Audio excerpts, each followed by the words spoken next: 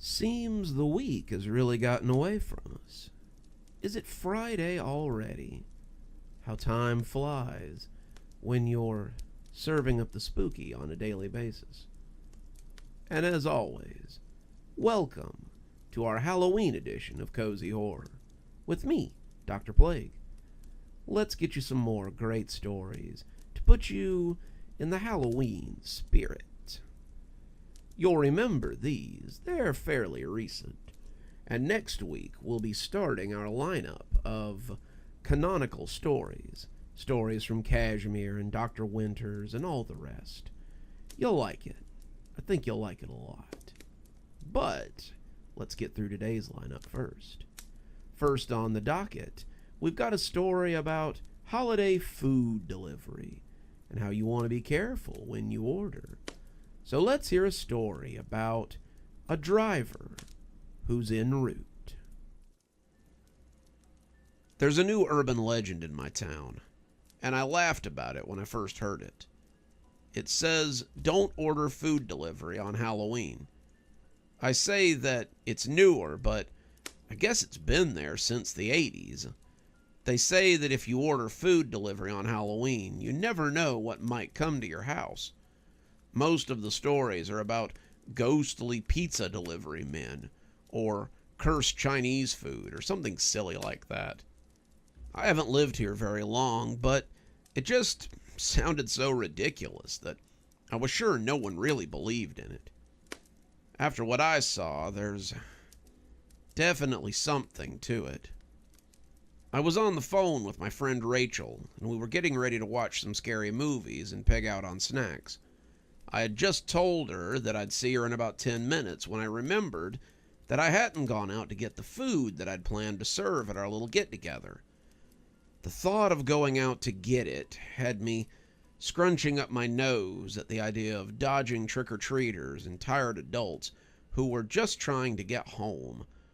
I didn't want to leave the house right now, and I decided that it might be better to order something from DoorDash instead. There was a new place in town that I wanted to try. I won't name it here, but we'll call it Daryl Waters, and they were supposed to have some really good seafood. I figured I could splurge a little on one of their shrimp boats, and that would be more than enough to feed me and Rachel through our little movie marathon. I ordered it up, and it said that Derek was on his way to get my order. I thought that was mighty nice of Derek to go to all the trouble just for my shrimp feast, and I went back to trying to find something for us to watch on Netflix. Netflix usually has a lot of Halloween movies this time of year, and by the time Rachel got there, I'd queued up a few of them that would keep us entertained, while the little gremlins outside got their candy and their treats. "So, what did you get us?" Rachel said. "Not pizza, I hope." "No, I got us something at Daryl Waters instead. Figured my bestie needed a little shrimp boat therapy after the long week we've both had." Rachel looked impressed. "Daryl Waters? You're going to spoil me. Is it in the kitchen already?" she asked, looking around like she expected to see a whole shrimp boat sitting in wait. "I got it ordered. It should be here pretty soon." Rachel bit her lip and looked a little bit surprised. "You ordered food? You know nobody orders food on Halloween. It's bad luck, and you never know what you're going to get." I waved a hand at her. "That's just superstition. I'm sure it's fine. I doubt that the ghostly delivery man works on Halloween anyway. Probably some kind of union rule against it or something." Rachel rolled her eyes. "Ha ha ha, you've got jokes, but let's see how funny you think it is when whatever is coming to deliver your food gets here." We took a seat on the couch and started flipping through potential titles. Rachel right out refused to watch Child's Play, and I told her I wasn't watching Smile for all the candy on the block. We finally settled on Scream, and as the movie started, I heard a blip come up on my phone. I looked down to find that it was my delivery guy, Derek, and he had arrived at Daryl Waters to get our food. I sent him a message back, thanking him, and turned back to the movie. We'd barely gotten past the first death when I saw a new message pop up from Derek. I took out the phone to have a look, hoping there wasn't a problem with my order, but found that Derek was a little bit confused. "Hey, it's Derek from DoorDash. Are you sure this place is open?" I checked the time and found that it was only 7:30. Daryl Waters was supposed to be open till 10 o'clock, and I told him that I was sure it was open. I saw the little bubbles come up, which meant he was typing, and he sent another message back pretty quick. "That's weird. The door was open, but the place is completely empty." I sent another message back telling him that that was weird and maybe to call out and see if there was any staff around. They might have been playing some kind of Halloween prank, but it would be weird for them to upset potential business by playing games like that. I couldn't really see a business doing something like that, but sometimes people go all in on Halloween these days. Derek was quiet for a little bit, and when I saw the bubbles come back up, which meant he was typing something again, I got hopeful. "I'm going to go check in the back. Maybe check your order and make sure that it's verified." I fiddled with the app, trying to make sure that everything was okay on their end, and when Rachel looked over at me, I looked up to find that we were already 25 minutes into the movie. "Something wrong with your order?" I shook my head. "No, there seems to be no one there to give it to the guy who was supposed to be picking it up." "I told you not to order out on Halloween," Rachel said, almost sing-songing at me. I watched a little of the movie as Derek attempted to figure out what was wrong with my order. DoorDash didn't usually take this long, so it was kind of weird that they were just all of a sudden dragging their feet like this. They were usually pretty reliable, and the place I had ordered from had kind of a reputation for excellence, at least for a restaurant that had barely been open 3 months. Seafood places around here were pretty common, but this place had really made a name for itself, and I couldn't see them pulling weird pranks and making people mad. Derek was quiet for a little bit, clearly trying to figure out what was going on, and when I saw the bubbles appear again, I breathed a sigh of relief. "Hey, it's your DoorDasher again. I'm not really sure what's going on here, but it's definitely a little odd." "What do you mean?" I typed back. "Well, the store is completely empty. There's no customers, no staff, there's nothing. The music is still playing like it's dinner rush, but there's no one to be seen at all. It's the strangest thing I've ever seen." I thought about it for a minute, trying to figure out what I could do. "What do we do in this situation?" I finally asked. There was silence on his end for about 5 minutes, and when the bubbles appeared again, I thought for sure that he had left and just forgotten to tell me. "I can hear something in the back." That made me feel cold. What was he hearing? This was like a real-life horror story, and it was a little much for a food delivery. I didn't answer right away. Not really sure if he wanted me to answer. But eventually I asked what he heard. "It's someone talking. I can hear someone talking very low in the back room." I could just picture him walking closer to the back door, his DoorDash bag under his arm and his eyes locked in place. The image was honestly scarier than the movie I was trying to concentrate on. I could hear Derek's heavy breathing as he crept towards the door to the kitchen. I could feel the clamminess of his hand as he wrapped it around the knob, gripping his red bag. And I could imagine how those hands would shake as they turned the doorknob. He would shove it open, only to find... What? What could he find in there? The dots appeared again. My curiosity was rewarded with very little. Nothing. There's no one in the kitchen either. I don't know what sort of games these guys are playing, but I don't like it at all. The kitchen's empty too? I felt foolish after I typed it. Clearly it was, but Derek was nice enough not to make mention. Yeah, it's not even like it's been left a mess either. Someone's cleaned it, and everything is exactly where it should be. It's as if they prepped for the next day, but they should still be open for another few hours. I started to tell him to get out of there, but something wanted me to see how far this went. Some part of me wanted to know what was going on, and another part of me wanted to drive down there and see exactly what was happening. I've always been a little too curious for my own good, and hearing Derek wander through a horror movie in the making was really catching my interest. More dots appeared, the silence between the dots growing longer each time. I can hear something else. What is it? I typed in before I could stop myself. It's my name. Someone's whispering my name from a room towards the back of the kitchen.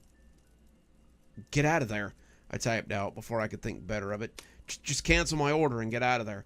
I don't need food that badly, and it seems like something really weird is going on. More silence. More dots. And after about 10 minutes, Derek finally came back with the last thing I had expected to hear. It sounds like my mom. Your mom? Yeah, but it can't be her. My mom died 2 years ago. It sounds like she's calling my name from the back room. I can't stop myself from going to have a look. I was halfway through typing out a message when Rachel made a comment from the couch that made me jump. I'd almost forgotten she was there.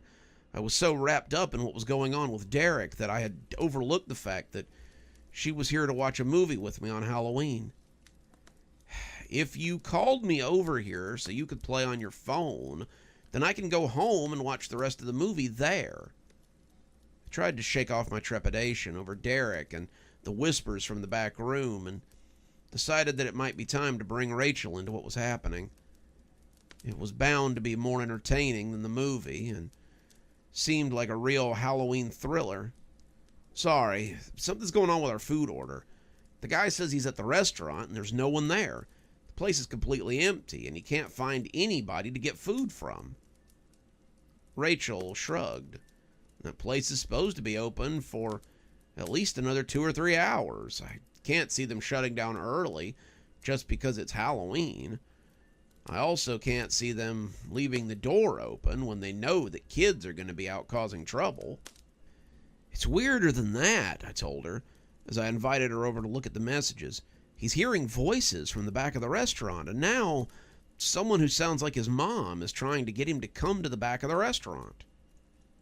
Rachel read over the messages, her face getting paler by the moment. I told you it was a bad idea to order food on Halloween.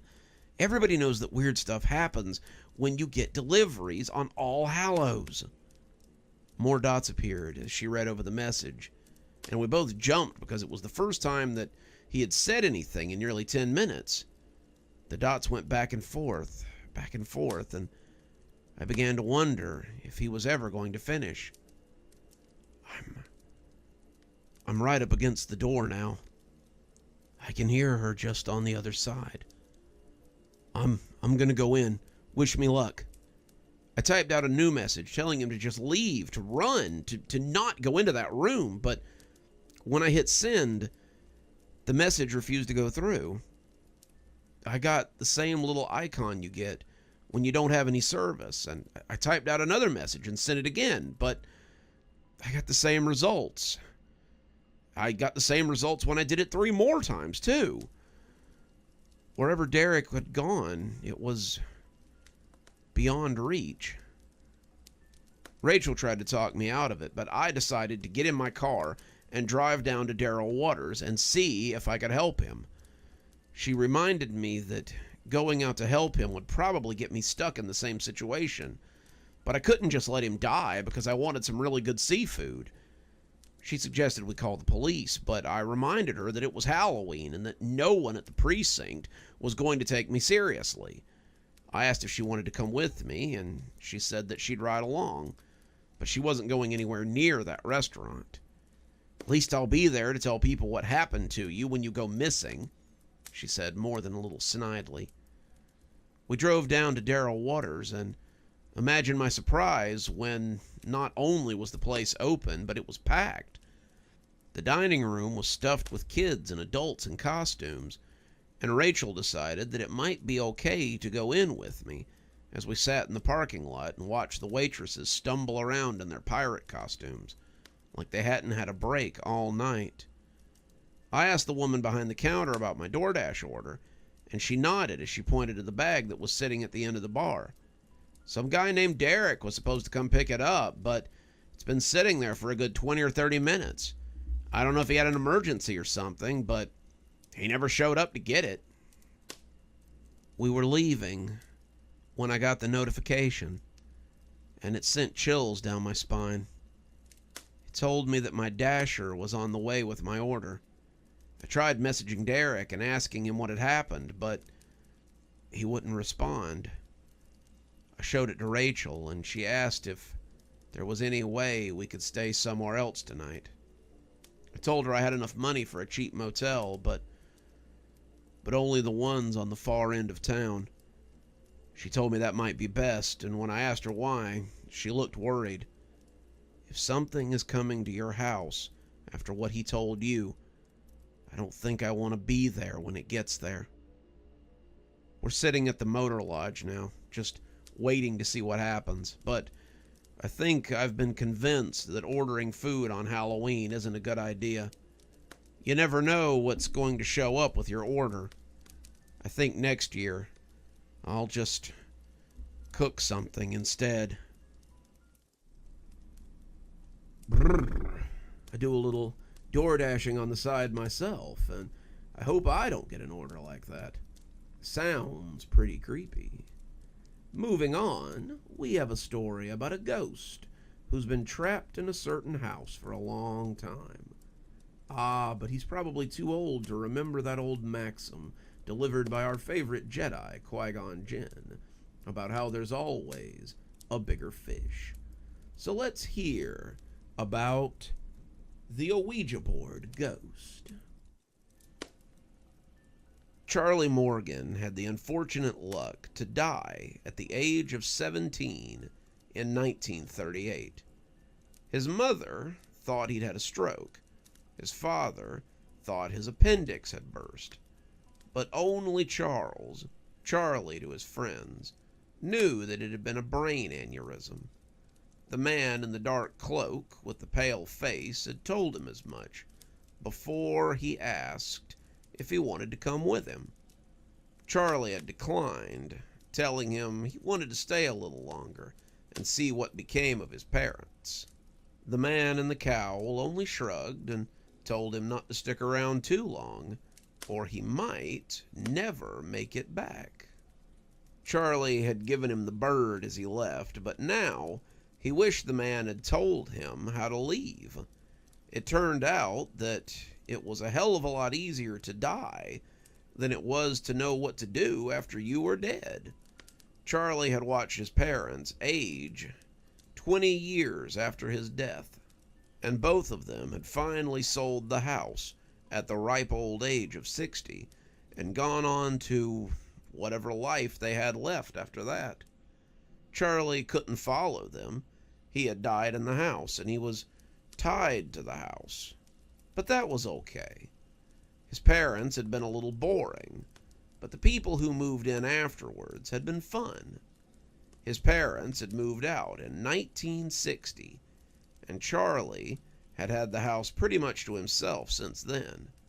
In that time, 14 families had lived in the house that he died in. Some of them he scared. Charlie turned out to be pretty good at being scary. Some of them he just watched, wanting to see how other families were and what they did. Those were fun. Charlie liked just watching people sometimes. You got to learn a lot about people when you just sat around and watched. Some of the families had kids that Charlie talked to. The young ones were usually a little more in tune with the spirit world, and some of them could see you and talk to you. To adults, they were just a child's imaginary friend.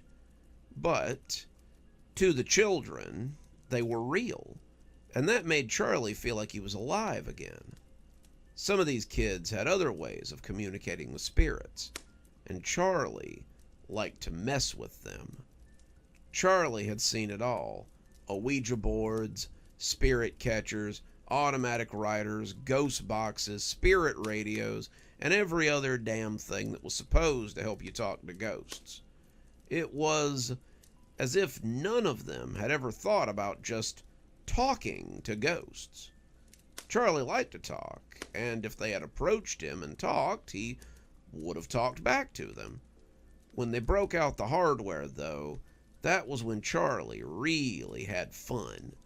He would move their planchette and make it say awful things, make it say scary things. He would crumble up their spirit catchers, throw them in the garbage can, and he would whisper disturbing things into their spirit radios, or make their spirit boxes send back strange and often cryptic answers. It was all good fun for him.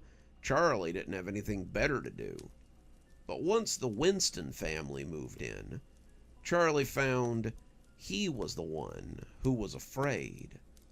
The Winstons were a nice enough family. Roger Winston was the father, and he worked as a foreman at the steel mill where Charlie's father had once worked.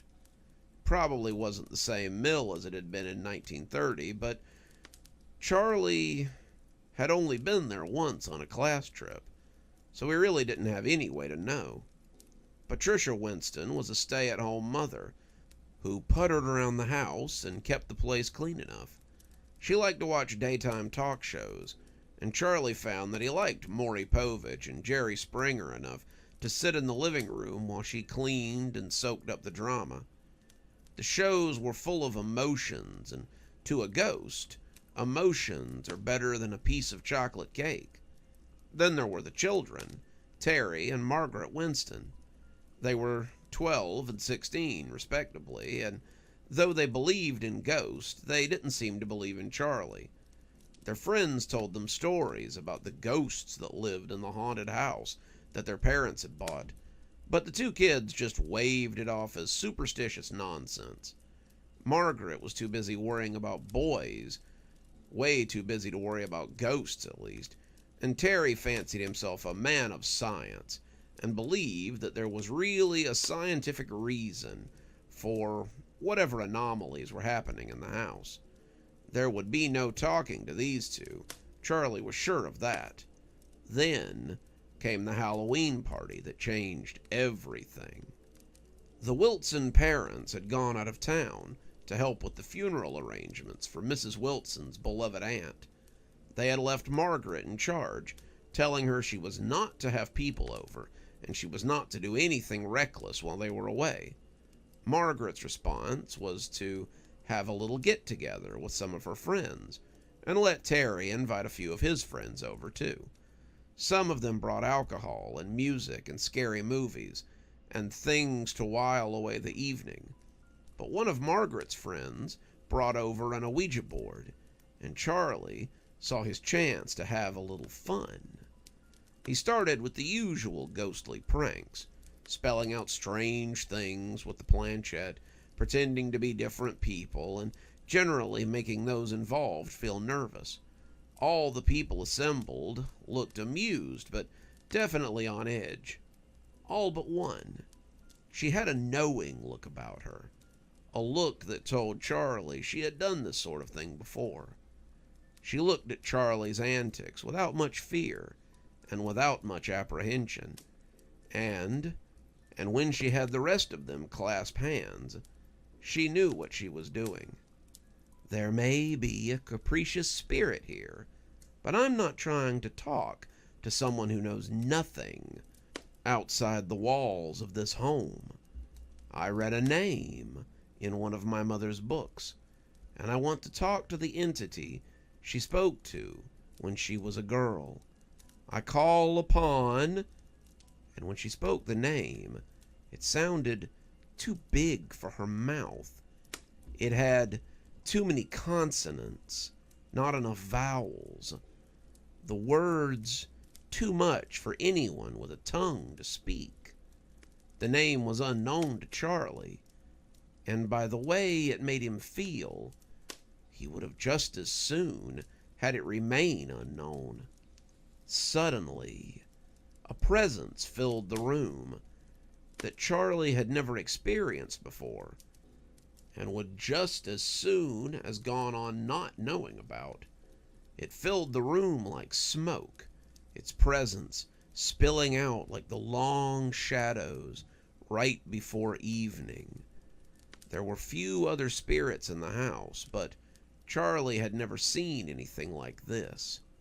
It was shapeless and seemed to exist only in the shadows. Its eyes, however, were flares, red coals, the two of them growing as long as the shadows it now cast across the Ouija board. "Spirit, do you walk among us?" They all had their hands on the little planchette, waiting for whatever spirit the girl had called to speak. But it didn't seem to be very talkative. The girl's face scrunched up in confusion, as if she were expecting to hear something, and as the silence stretched on, Margaret leaned over and whispered something to her. The other girl told her to hush, and went back to beseeching the spirit to talk to them, but it just loomed over them and looked at the group as if it were deciding who was the tastiest to start with. Charlie had always been a trickster, not a Casper the Friendly Ghost sort, but watching this thing stretch its hands out and prepare to grab one of the unsuspecting children made him feel terrible. He teased them, he scared them, but he didn't want to hurt them. The thought of this spirit hurting them made him feel sick, and he leaned forward and moved the planchette as the group watched. "Get out. Go away. Abby, something's telling us to leave," Margaret said. "That's not the spirit I called. That's the spirit that was already here. Go away, trickster. We don't want to speak with you. Speak to us, wise one. Tell us your knowledge." The shadow creature said nothing. Instead, it slithered its long shadow fingers towards the unknowing children and seemed to snare them with those cruel digits. They shivered as the shadow entered them, all of them but the girl who had called to it. She was still bent over the board, as if she couldn't believe that it hadn't worked. "Speak to us! Speak to us! Come on, say something! This always works when Mom—" She stopped talking as she noticed the planchette moving frantically under her hand. Charlie was telling her to leave, telling her to run, telling her to get as far away from this place as she possibly could. He had liked to mess with the kids, but whatever was happening here was too much. The kids had begun to jerk like marionettes under the hands of someone who doesn't quite know what they're doing. Their movements looked sick and uncoordinated, their bodies scrunched up like bugs trapped in a bug zapper. The girl who had summoned the creature didn't notice. How could she? She was still looking at the Ouija board like it had all the answers to all the questions that anyone could ever ask. She went right on reading Charlie's messages, her mouth scrunching up as she sounded out the words, and then she shook her head and looked around the room as if she intended to laugh and just couldn't bring one to the surface. "Run? Why would I run? I'm not in any danger. I've never been in any danger. This entity is an old friend. He wouldn't—" That was when she seemed to notice the kids around her had changed. Two of them, girls that Charlie had never learned the names of, were smiling a little too wide, and in a way that made him think their jaws might be broken. Margaret had blood running down her cheeks as her fingers seemed to be trying to tear out her own eyelashes. Terry and his friend were trying to rip each other's ears off, blood running down the sides of their heads as they yanked pitifully. The smiling girls had already begun to tear their clothes off, and the whole room began to stink with the smell of fresh blood. Charlie remembered that smell. His mucus and bile had smelled like blood towards the end. He had coughed it up in great gouts as his mother sat crying. But Charlie didn't think there had been quite this much blood. The children fell on her, pushing the would-be mystic into the floor on top of the Ouija board. They ripped at her, their fingers tearing her clothes, and then her skin, and then pulling at her bones. She started to scream, but it only lasted until they found her vitals. As they tore at her, it was as if something opened in that hateful square of cardboard. All of them began to fall, dropping into whatever void had been created by the Ouija board, and suddenly they were all gone. With its sacrifice taken, the spirit turned its eyes up to Charlie, and it spoke inside his head in a voice that would have sent most people running for their lives. "Get in my way again, and it will be the last thing you ever do in your unlife." Then it simply rolled itself up into the closet like a deflated children's toy, and the room was empty. There was no blood, no torn clothes, and the only evidence that anyone had been there was a plate of cooling pizza and a bowl of soggy popcorn. The Ouija board was still there, the planchette still in the dead center where it had been left. It was the only evidence that the police found, and all the children were considered missing when the parents returned to find the house empty. All the doors had been locked from the inside, all the windows had been secured, and neighbors claimed they had seen other children coming over that night, but had seen no one leave the next day. The parents of the other children said that Margaret told them she had been allowed to have a few friends over, but none of them seemed to have any idea what had happened to the children once the sun had gone down. That was how Margaret's mother found herself in her daughter's bedroom, sitting on the floor and looking at the Ouija board. Her husband was out. He had decided that home didn't feel as welcoming as it once had. She was drunk on cooking sherry and drowsing against her daughter's nightstand. When the planchette began to move on the board, she thought she was imagining things. When it began to find the letters on that sinful piece of cardboard, she sat up and took notice. It returned to the middle and then started again, spelling out the same message before returning to the middle again and again.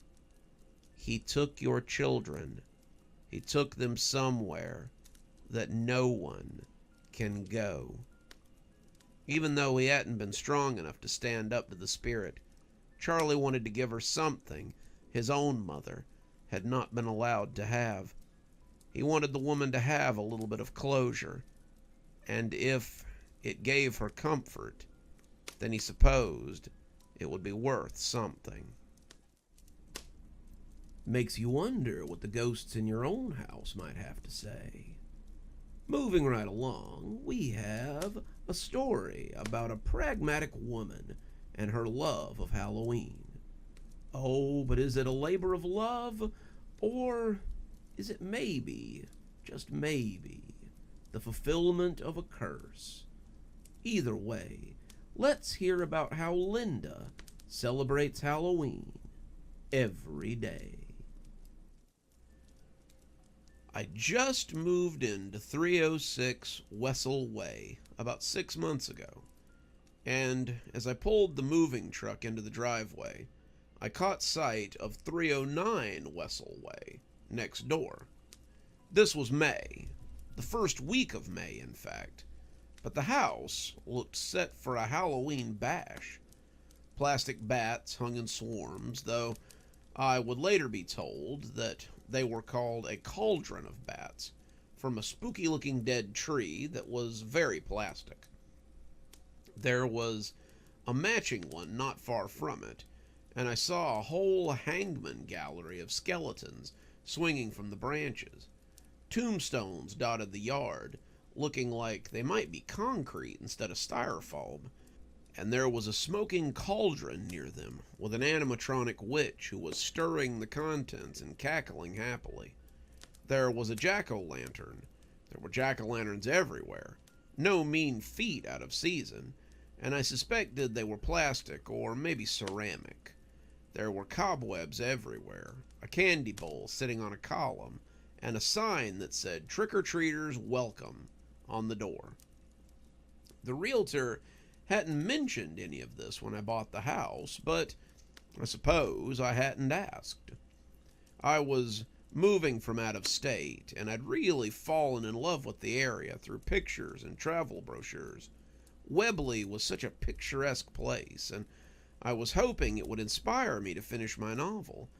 I'd been trying to do a sequel to my first book for over a year, and I really wasn't feeling inspired in the city, so I thought a change of scenery might be just what I needed.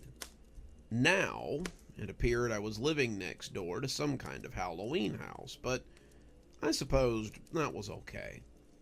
I'd been unpacking boxes for about an hour when an older woman in a witch costume came up the driveway with a care package under one arm and a jack-o'-lantern under the other. She wasn't dressed in some spirit Halloween costume either. This was a gauzy number that looked like it would be more at home on one of the witches from a German fairy tale than any Hollywood witch. She had pilgrim shoes on, the kind with buckles, and long socks that disappeared under her long Puritan skirt. I put down the box and accepted the pumpkin. It turned out to be ceramic, and she shook my free hand. "Linda Waller, I'm your neighbor, though the house is a little hard to miss. If you want some candy from the bowl, feel free. You just have to get there before the kids do. They clean me out at sunset most every day." She had brought a basket with homemade apple cider, pumpkin bread, and several candied apples nestled on a purple bit of silk. I thanked her for her generosity, and she told me to think nothing of it. "It's the Halloween spirit, after all. Well, I gotta get back to it, but come over any time. My door is always open. Happy Halloween," she said, waving as she walked back to her house. "You too," I said back, taking the things inside before bringing the pumpkin back out and setting it on the porch. Why not? It was a lovely ceramic jack-o'-lantern, after all. I was setting down some kitchen stuff when I heard a knock at the door and went to find a blonde woman with a tall beehive hairdo on the porch. She welcomed me to the neighborhood, identifying herself as Margaret Suggs, and nodded at the pumpkin on my porch. "I see you've met Linda already." "She seems nice," I said, my mouth watering at the pound cake that Mrs. Suggs had brought. "Oh, she's very nice, just a little eccentric. She celebrates Halloween every day of the week, after all." That took me back a little. "So all this isn't just for aesthetic purposes?" Margaret laughed. "Tell you what, you sit on your front porch in about an hour and tell me if it all looks like an aesthetic." I didn't really have that much to move, all things considered. So, as I finished putting the last box inside, I realized it was about 6 o'clock. It was getting duskish, late afternoon fast approaching, and I decided to see what Margaret had been talking about.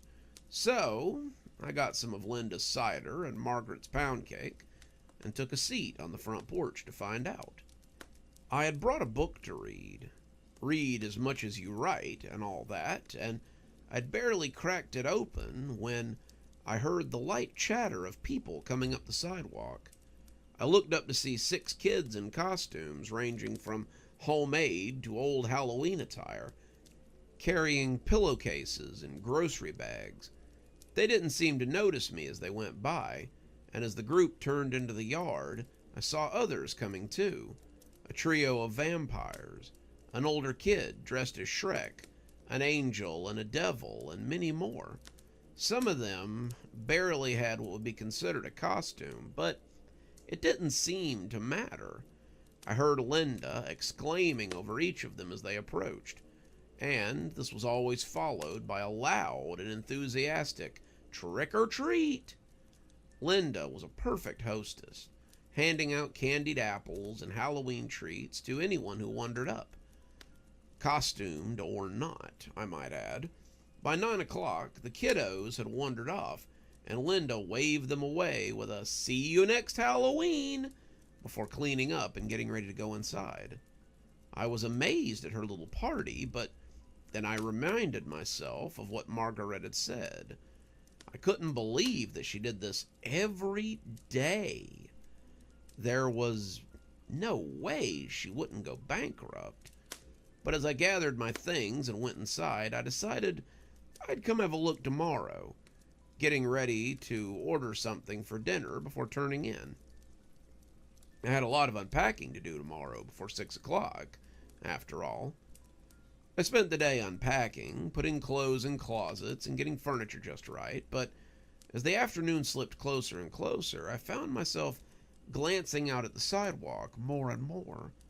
I was waiting to see the costumed kids as they made their way up the street, and when the clock on the mantel chimed 6:30, I heard the laughing voices coming and came to sit on the porch with more cider and some more bundt cake.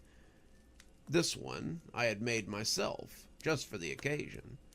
Sure enough, I saw much the same display as I had the day before. Kids took candy, Linda handed out taffy that she had made, and there were pictures taken with the animatronic witch and Linda, who was dressed as a vampire today. And then, as the sun set and the streetlights came on, they all left again, Linda wishing them a happy Halloween.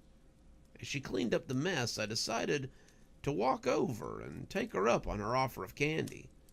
"You weren't kidding when you said you celebrate Halloween every day, I guess," I said, making Linda jump a little. "You came," she said, the words coming out a little slurry with the fake fangs. "I'm out of candy, but I still have a little taffy left if you want to try some." So, we sat on Linda's porch and drank cider and ate taffy as the night began to unfurl its majesty. "How long have you been doing this?" I asked, pretty interested in the whole operation that was going on right next door. "I guess it's been about 3 years now," she said, taking a sip of cider. "Everyone in town knows me as the Halloween lady." "It's got to be expensive," I said, looking at the decorations. "How do you manage?" "Oh, my father was one of the town councilmen, and he owned quite a bit of land, which I inherited. I sold it to the Walmart when they came to town and made a pretty tidy sum, so I can pretty much live out whatever holiday I choose for the next couple of decades, if I live that long."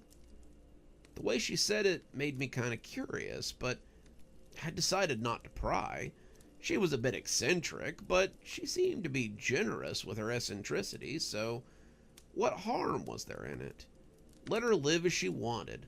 This was America, after all. I started making a habit of visiting.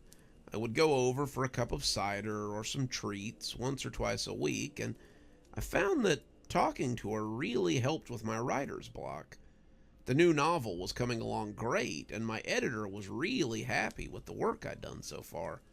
As I worked on this, I might have also been working a little on something different that may or may not have been about a woman who celebrates Halloween every day. As it took shape, I made a habit of sitting on the front porch in the evenings and listening to the kids and Linda as they went about their daily ritual. Sometimes, on the weekends, she would hold little carnivals as with games and booths, and sometimes they would buy pumpkins for them to carve, and I even heard them stuff scarecrows one afternoon. The scarecrows became part of her yard decorations after that, and she added a little cornfield.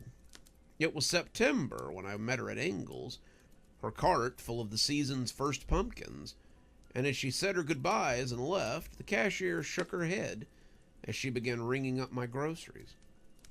"It's a shame about Mrs. Hess." I looked back, wondering what she was talking about. "What's a shame?" "She's been refusing to move on since that Halloween 3 years ago." As the items beeped and the bags filled, I asked what she meant, and she looked around like it was a deep secret that she dreaded to be caught telling. "Mrs. Hess has always put on for Halloween. She has the best candy, the best decorations, and the best atmosphere. Well, 3 years ago, a little kid choked to death on her front lawn on one of her caramel apples. Linda tried her best, but she couldn't save him, and the mother went a little bit insane. She was an odd one, kind of spooky and witchy, and there was talk that she had claimed to have put a curse on her." "She cursed people in town?" I asked, sounding skeptical. "I know how it sounds," the girl said hastily, "but Miss Hess took it very seriously." "What did she do?" I asked, looking around and keeping my voice low, like this was very salacious gossip.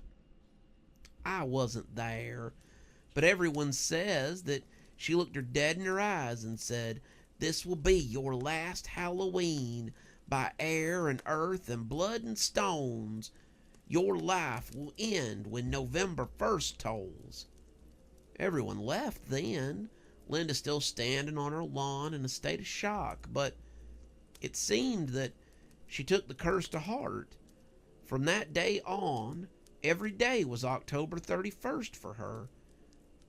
If she never allowed it to be November 1st in her heart, she felt that she might get around the curse.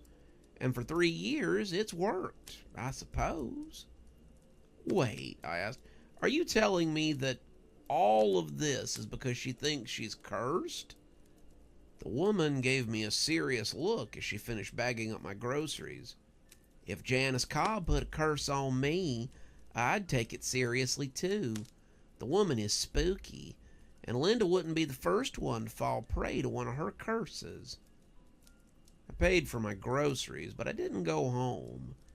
This was a mystery that had me interested, and when I saw Miss Suggs in her front yard messing with her flowers, I decided to ask her about it.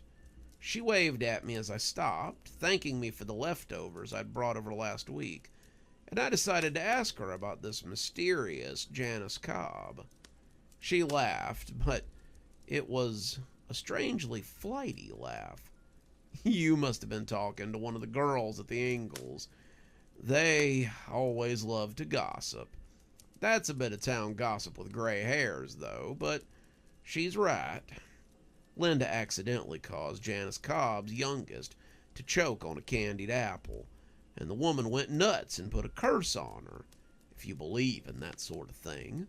Linda certainly does, because she's been living like it's October 31st for the last 3 years." "Is there nothing that can be done about it?" I asked, trying to find a way to help my new friend. I feel like it's unhealthy for her to obsess over something that's probably all in her head. "You can try, but Linda's absolutely sure that the curse is real. She handed out candy last year with a fever of 101 because she had the flu. She broke her arm hanging lights before that, and she still went on with business as usual. She's obsessed with it, and it's not going to go away unless that old witch comes and tells her that it was all a big hoax." I thanked her for the information, but as I came into the driveway, I realized there was another way to fix this. A much simpler one. I got some supplies together before my evening visit, and when Linda saw me coming up the driveway, She waved and grinned wider than one of her pumpkins. I waited till the kids came to get their candy, Linda in a Frankenstein's monster costume tonight, and when it was just the two of us, I asked if she was happy. I know, it's a weird question, but it's as good a start as any. Happy? Linda asked like it was the craziest thing she'd ever heard. Well, of course. It's always a happy time around Halloween, and I'm happy to make people happy. I was just curious, I hedged. I heard a rumor that made me think this wasn't something you did by choice. Linda looked stricken, but not angry. People have been talking behind my back again, I see. Not to be mean, I assured her. It sounds like they were worried about you. Linda stuck her lower lip out, her mug steaming in her hand. Well, they don't have to worry about me. I'm fine. I like celebrating Halloween every day.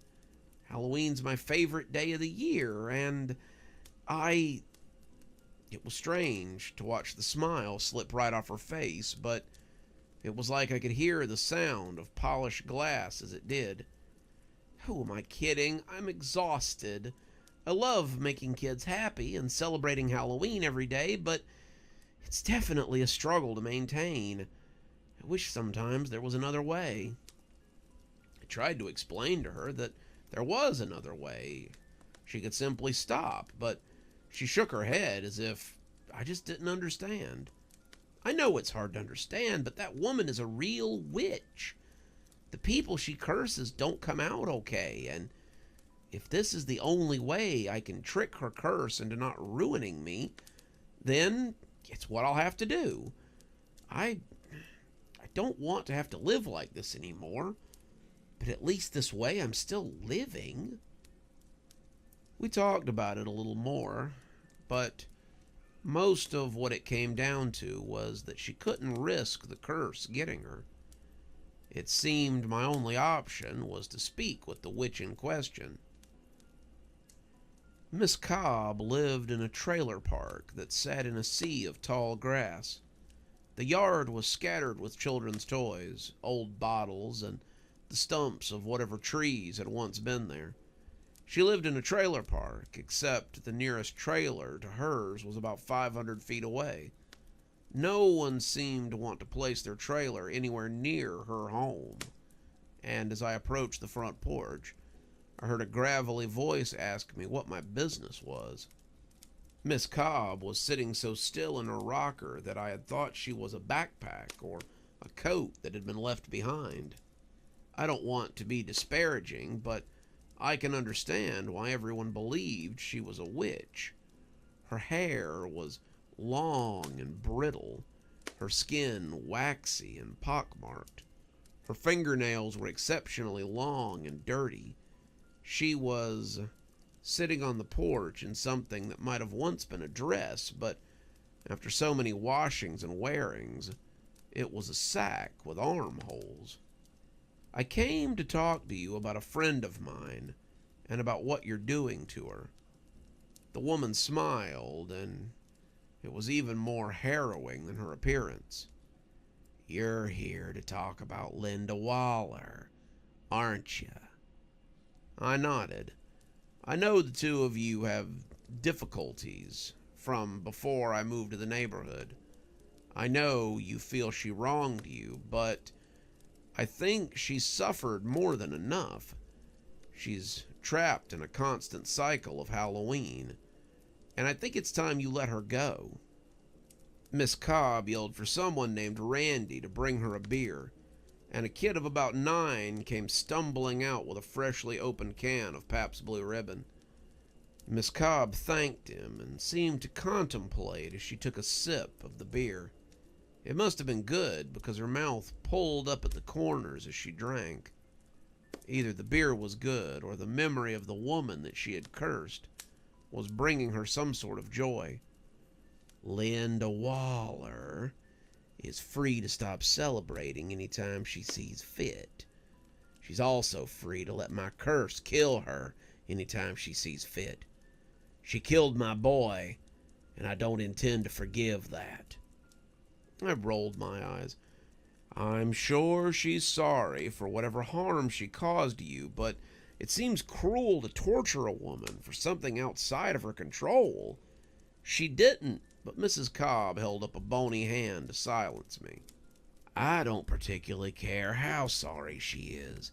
She killed my boy, and now I will take her life as trade. I would suggest you leave now, or I might decide that you need to be the next one to get one of my curses. I didn't want to be afraid of her, but something in her tone told me that she absolutely believed what she was saying, and that there might actually be some magic in this woman. I backed away slowly and got in my car, realizing I had wasted my time by coming out here. I spent the next few weeks trying to convince Linda that she didn't have to keep playing this game. Now that I was paying attention, I could see how tired she was. The bags under her eyes just kept getting bigger. She was sleeping between trick-or-treaters sometimes, and she seemed constantly working on new additions to her yard. She'd been doing this for 3 years, but God only knew how long she could keep it up. She had said her financial situation was strong, but how strong could it be when you had to order bags of candy off of Amazon every day and buy a new costume to wear? Could she continue this for another year? Another 2 years? It turned out that for all my meddling, it was my clumsiness that actually ended all this. I was coming home from the store one evening, slowing down since Linda's Halloween carnival was in full swing, and as I got out of the car, I stepped down on the wrong cobblestone in my driveway. It had been loose for a while, something I should have fixed by now, but I was going to regret it later. I fell, and I felt a small pop in my ankle. The pain was excruciating. I was sure I had broken something for a moment, and as I looked up at the group across the street, I saw Linda see me. She was torn, not knowing what to do as the kids obliviously grabbed candy and played the carnival games she had set up. If she went to me, would it be like admitting that Halloween was over? If she went to me, would it be her death?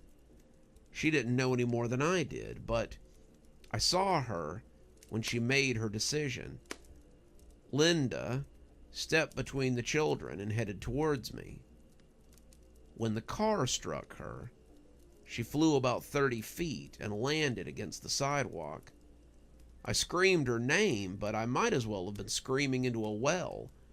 Everybody who had been at her Halloween bash stopped and looked at her, and as one of them began to dial 911, all I could do was wonder if it was the curse that had finally gotten her. Maybe I should have just minded my own business. Maybe I had ended the party and Linda's life. When the ambulance rolled up, I saw somebody pointing at me. My ankle was definitely broken, but as the paramedics walked over to see if I was okay, I waved them away and told them to go make sure Linda was all right. Linda was hurt pretty badly, and I had to make sure that somebody was taking care of her before I could have my minor injury seen to. They put Linda in the ambulance, driving away with lights and sirens, and only then did I allow them to look at my injury. I was in an ankle cast for a couple of months while I healed, but Linda was in the ICU for 3 weeks. Many of the neighbors came to see me, bringing casseroles and food since I was mostly bedbound, and that was how I learned about what had happened to Linda. They said that Linda had died for something like 30 seconds before the paramedics managed to bring her back. They said it had been touch and go for a while, and that hope wasn't high. They said she was lucky to be alive, and I believed them. Linda had a skull fracture, needed 25 stitches, and had broken her collarbone. She was going to be in the hospital for a little while, and the consensus was that as long as she didn't have a brain bleed, she would probably make a full recovery. I went to visit her in the hospital, expecting her to be upset with me, but when she patted my hand in the middle of my apology and thanked me, I must have looked pretty shocked.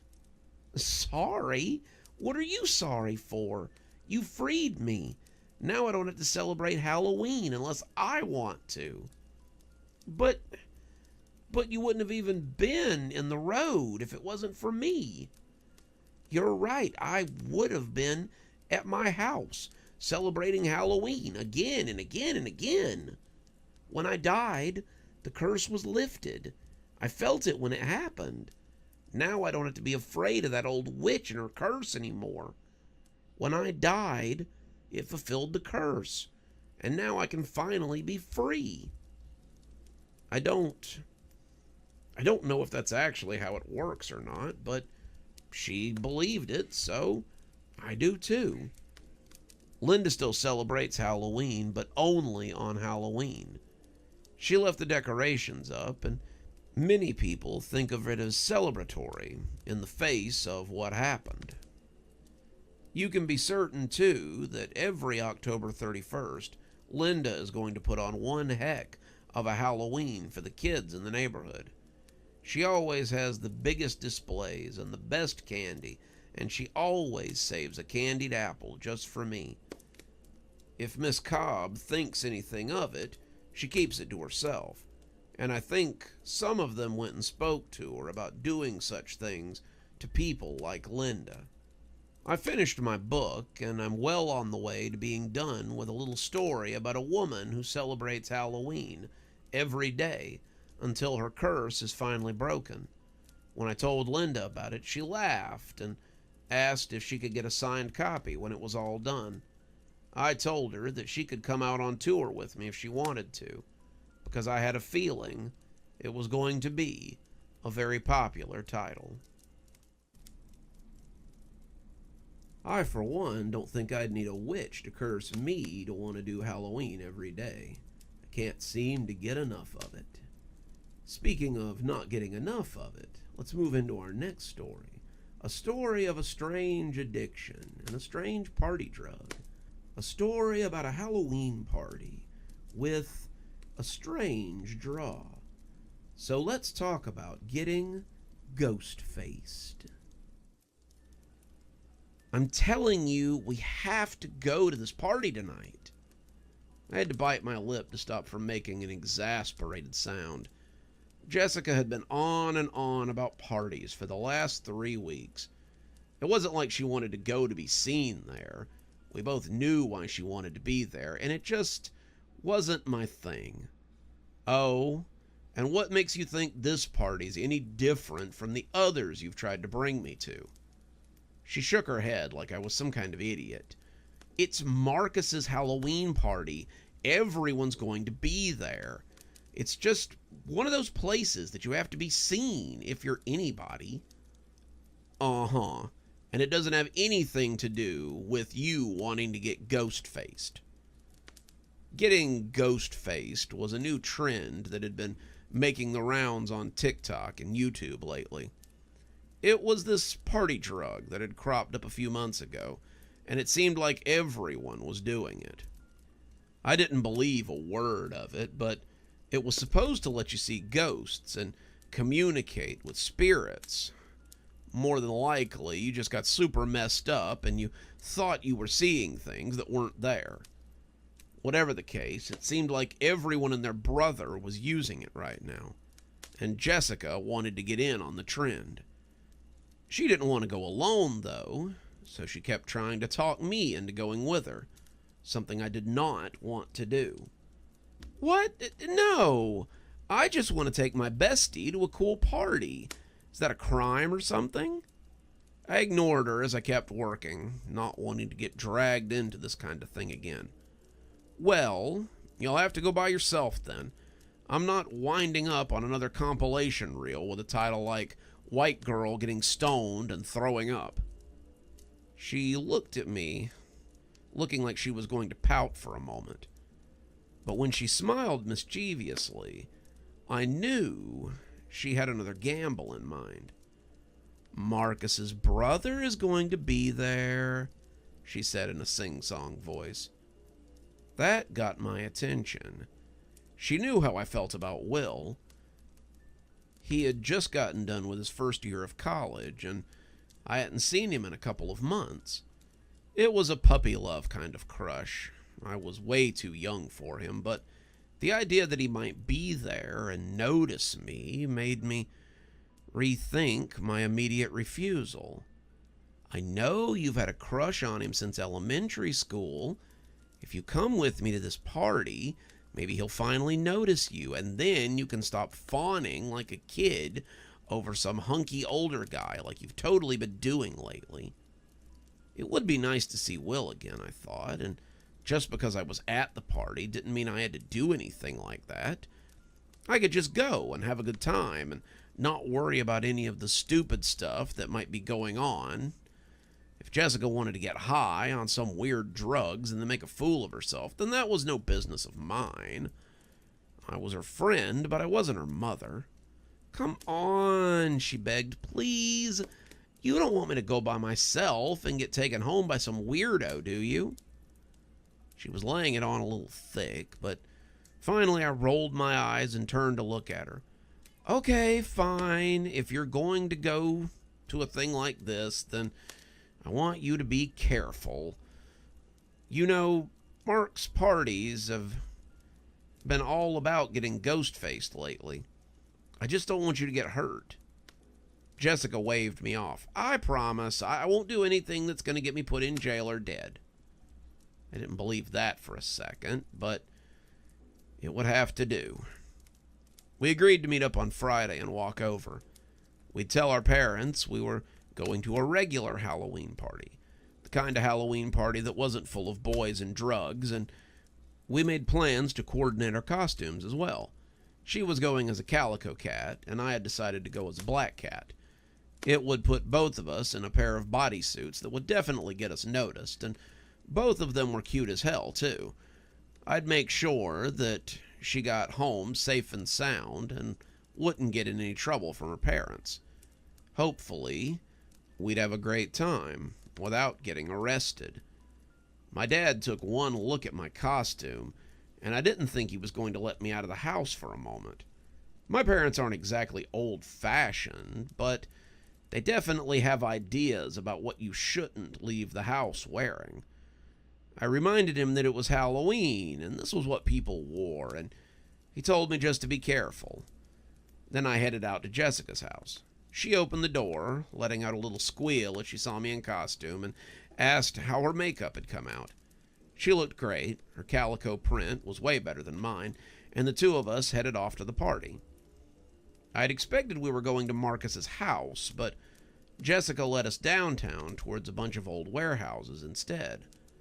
I asked her where we were going, and she said that Marcus's dad, the real estate agent, had managed to get him one of his sale properties to use for the party, so long as it didn't get too wild. It was in an old theater that was on the verge of being torn down, and I remembered seeing it a few times when we happened to be in the area. The ambience would be great for a Halloween party, and she even said that if we decided to get ghost-faced, there would probably be a lot of spirits around for us to commune with. Our parents would have probably flipped if they'd known where we were going, but as long as nobody squealed, we'd be fine. The place was packed. Most of our class had come, and there were people there that I'd never actually talked to. The inside of the building was just as spooky as the outside had been.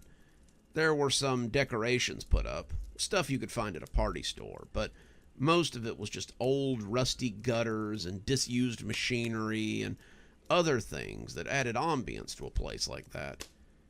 If there was a place where there would be spirits, I could believe it would be here.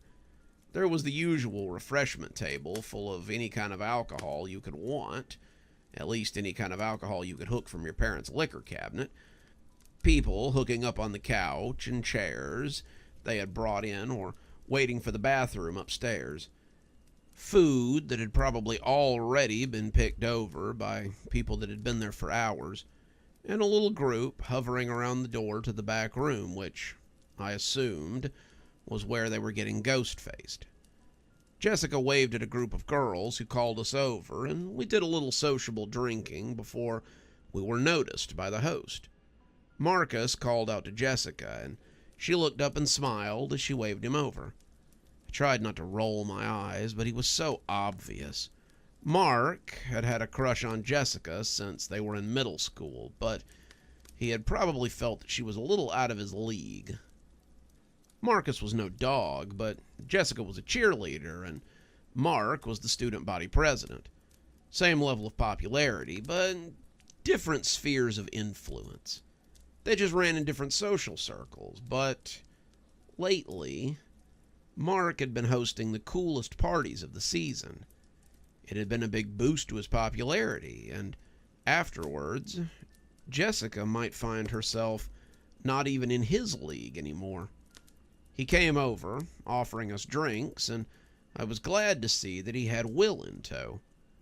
I blushed a little, as I hadn't seen Will since he left for college, and here he was, looking just as cute as I remembered him.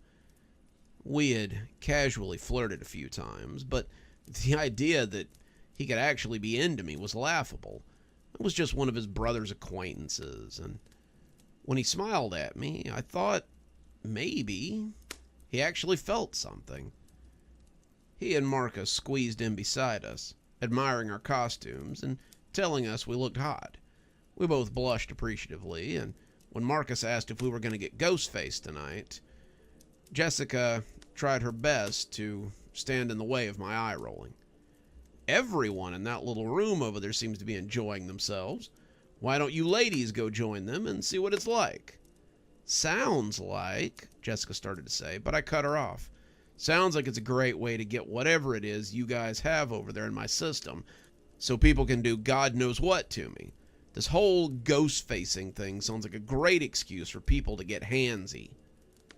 Mark rolled his eyes. Jessica, why'd you bring a wet blanket like her to this party? If you knew she was going to ruin it, then I don't see what the point of bringing her was. Chill, little brother, Will said, winking at me. She's cool. That made me blush a little, but I pushed it down and turned back to Marcus. Jessica looked like she was going to make some excuse, but I stepped in close and got immediately defensive.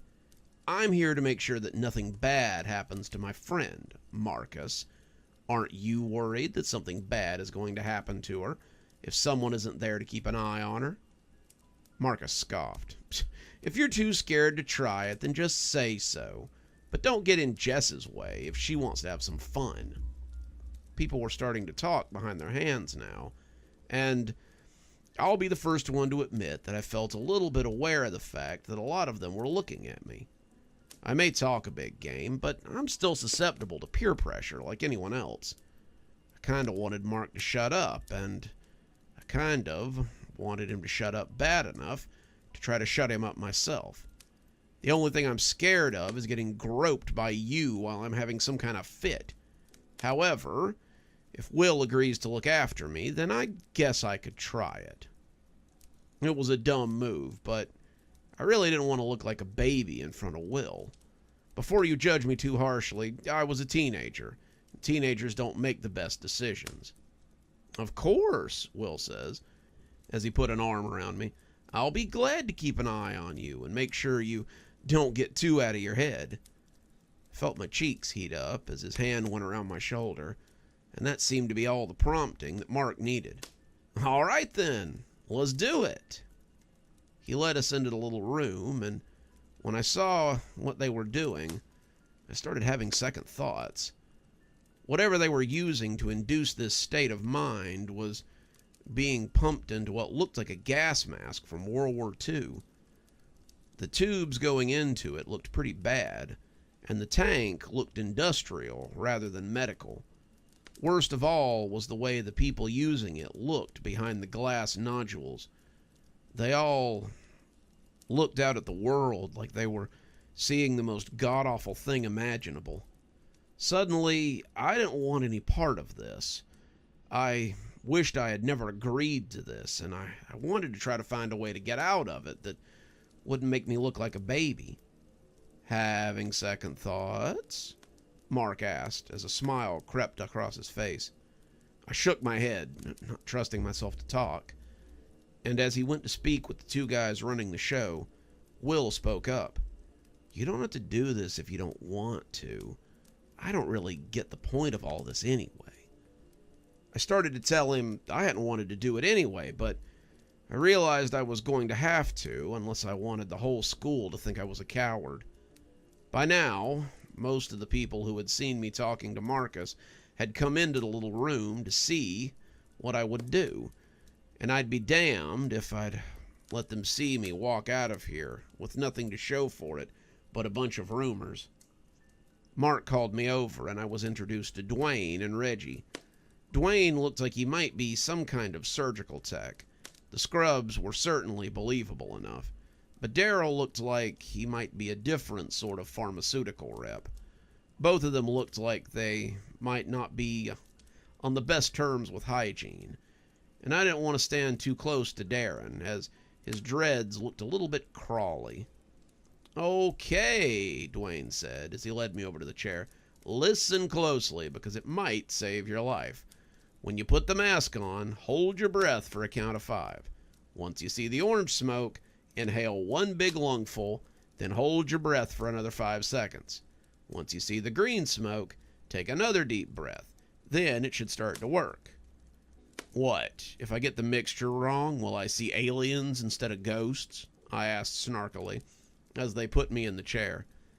That was when I realized the chair had straps on it, and they were securing my hands to the armrest before I was ready. No, but if you get too much of the trilamine, then it could send you to the hospital.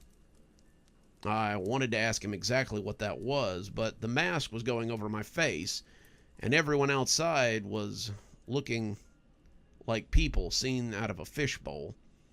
The eyepieces of the mask were sweaty, unsurprisingly, after so many faces had been in it, and it felt like I sat there for hours as I tried to remember what color smoke I was going to get first. Suddenly, I saw green smoke coming in through the tubes, and I remembered I was supposed to take a deep breath. I held it, waited for the orange smoke, and when it came, I took another deep breath. The effects were instantaneous, and I became very aware of why the people in the chair and on the TikTok videos looked so upset. They were right. The stuff they were pumping in would let you see ghosts. Not the translucent phantoms like at the Haunted Mansion ride at Disney either. Not the creepy apparitions you see in the movies like The Sixth Sense or The Shining either. It wasn't even like real people. Real people acknowledge you. They seem to know that you're there. What I saw was the ghosts of the building itself, and there was a lot of ghosts to be seen in this particular place. I saw how this place was abandoned in the 90s and how several homeless people had died here from drug overdose or simply because someone wanted something they had.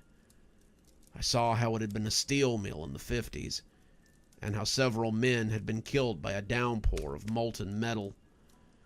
I saw how it was a textile mill before that and watched as people had their arms pulled off or were drawn into the machinery they were using for manufacturing.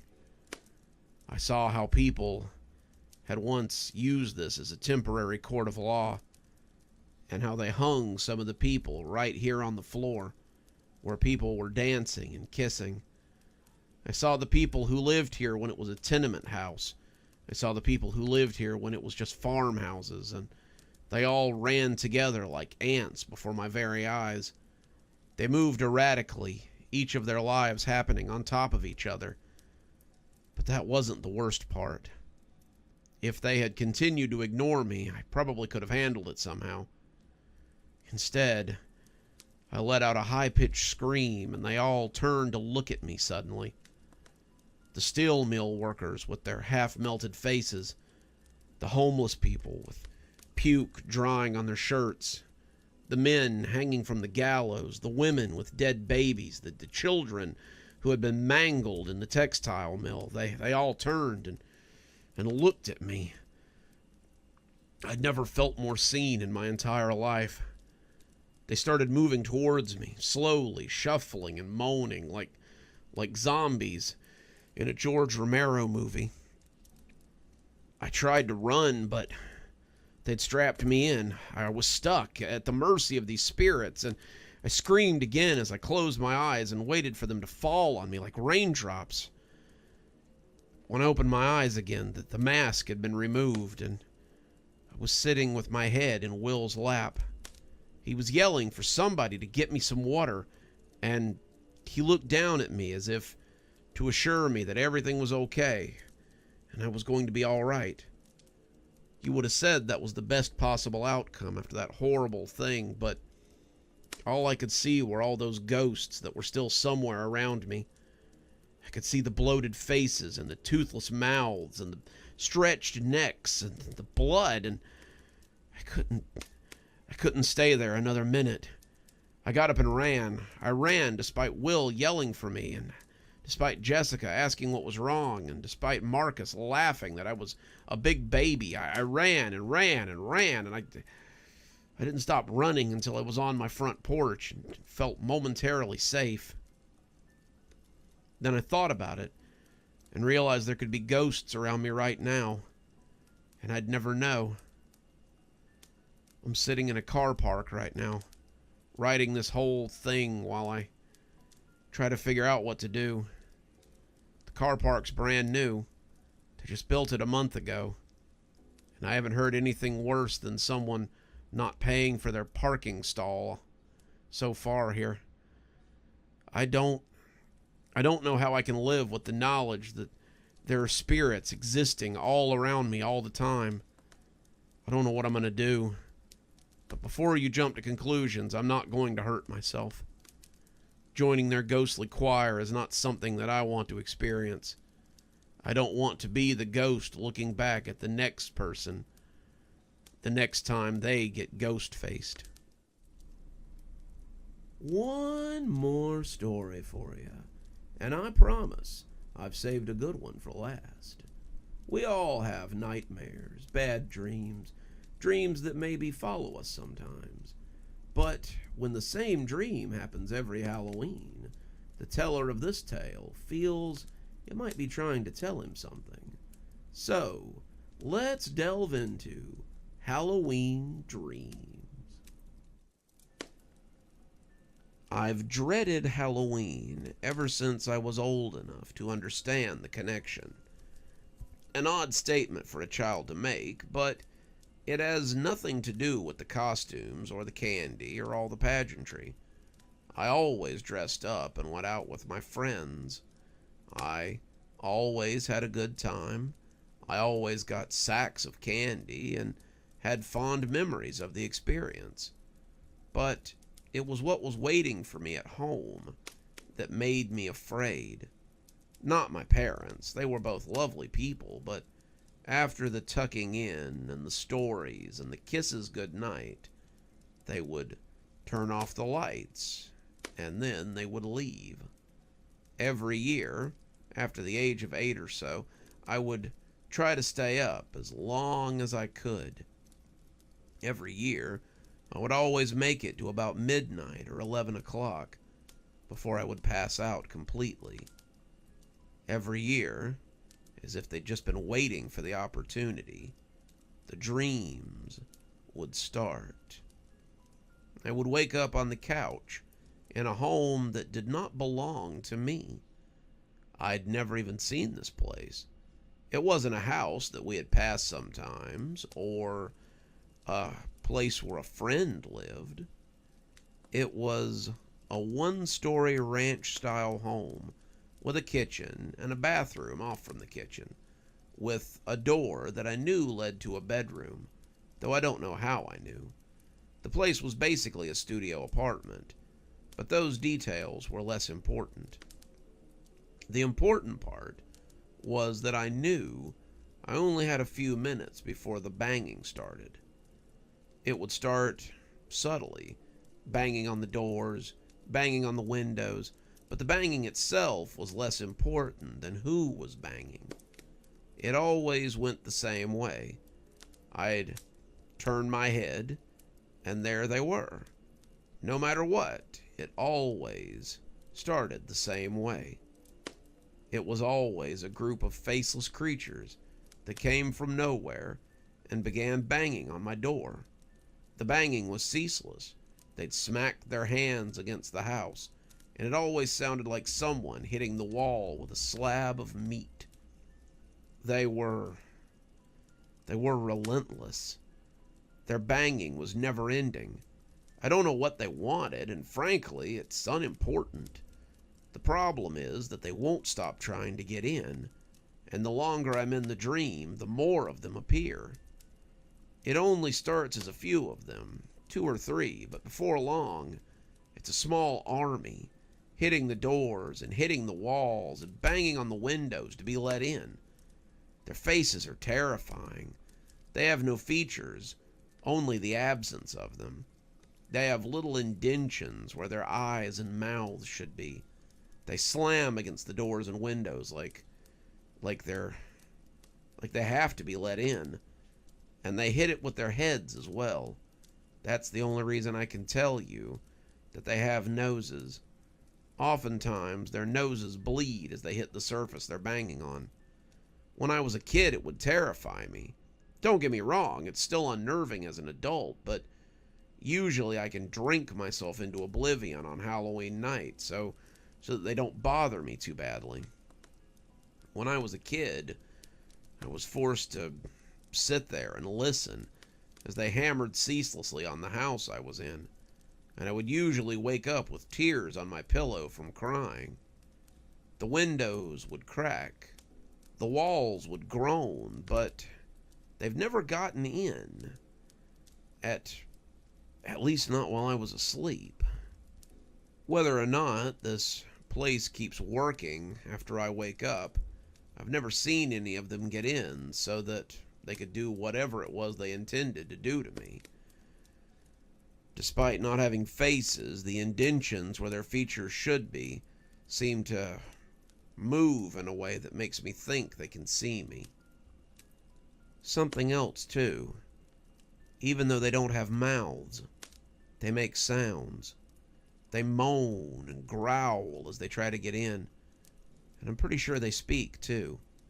I can't prove it. I've never actually made out what they're saying. But it almost sounds like my name.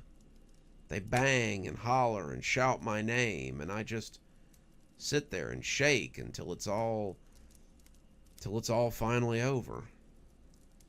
I'm 35 years old, and this has gone on since as early as I can remember. I've spent every Halloween huddled in that house as these faceless horrors try to get in. I've tried everything I can think of to get them to stop. I've tried fighting back. I've tried doing nothing. I've tried lucid dreaming, but nothing seems to work. One year I tried opening the door and inviting them in, but the weird part is there's no doorknob on the door. There's no latches on the windows. It's just them and I, and a house that neither of us can get in or out of. It's the oddest thing I've ever seen, and I don't know what to make of it. It's probably how this all got started, because I started looking into it so that I could finally put some of this to rest. I started looking online, just sounding people out to see if anyone else had experienced this. Turned out I was far from the only one. There's a small support group online for those who have these dreams. There's only about 100 of us, at least. Those are the ones that have come out and talked about it. We talk a lot about it, exchanging notes and trying to find some way to get through this. None of them have ever had one of those creatures get in either. They always wake up before it becomes an issue. Some of them have tried to get out of the house. Some of them have tried to speak with the entities, but nothing seems to work. It really just seems like they have a front row seat for whatever this is. We've talked about strategies on how to help with the dreams, but most of them are like me, and they get drunk on Halloween so they don't have to deal with it. That was working just fine until about 2 years ago. We were meeting for our usual November 1st testimonial when two of our regulars didn't show. You would have said that something like that was pretty common. People lose interest and people sometimes forget, but that's never been how this is with us.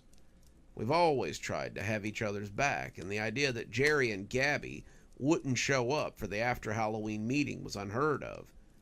Gabby was as close to a founding member as we had, and Jerry had been helping organize the yearly meeting for the last 3 years. They had told all of us they'd see us in the morning the day before. And when they didn't log in, some of us started asking questions. One of the members is Gabby's neighbor, and they went to see if they could ascertain what had happened. They found her dead. It looked like she'd died of a heart attack. You probably think it's a little odd that one of her neighbors suffers from the same problem, but a lot of them live close together, so they can draw strength from one another. There's a whole little community around more than a few of them, and there were about 8 or 9 people who lived around Gabby.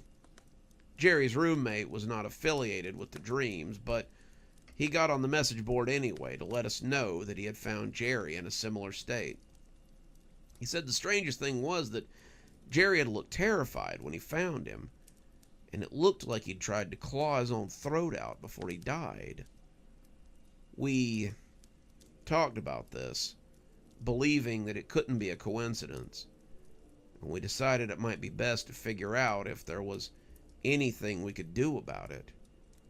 It wasn't like there was some kind of research or an organization that we could reach out to figure it out. We were the closest anyone had to support for something like this. Some of our members got scared, thinking this might be something that would happen to those of us who suffered from the Dreams. But I think most people thought it was a coincidence. We continued to run the group. I had even stepped up a little bit to take Jerry's spot, and life went on. Then, last year, the Dreams changed slightly. It was Halloween, and we were running the same group meeting that we had always run. People were talking about the anniversary of Gabby and Jerry's death, and there was some speculation that we might need to keep an eye peeled tonight. We mostly tried to tell them not to worry too much about it and just be safe, but when I went to bed that night in a drunken state like I'd never been before, I wished I had given them slightly better instructions. I woke up in the same house I always had, and they were already banging at the doors when I opened my eyes. This wasn't the usual sort of banging we encountered either. I don't know how that sounds. Banging is banging, but when you've listened to it for as long as I have, you learn the difference. It never really got frantic until the dream was almost over.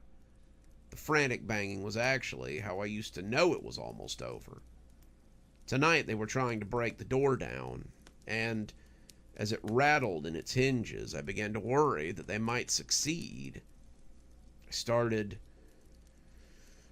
looking around the house for anything that I might be able to use as a weapon, but I didn't have to look long to realize there was nothing. I knew this house better than I knew my old house, and I knew from experience that there was nothing there.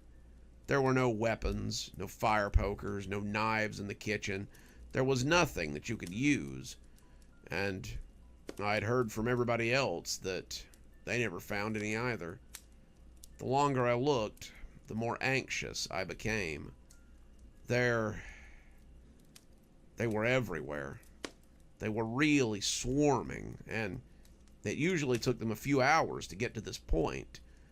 There were at least a dozen of them at every window, and several more on the door. And more than a few of them were trying to knock the walls in. I started moving, pushing things against the door, but I wasn't sure that it would do any good.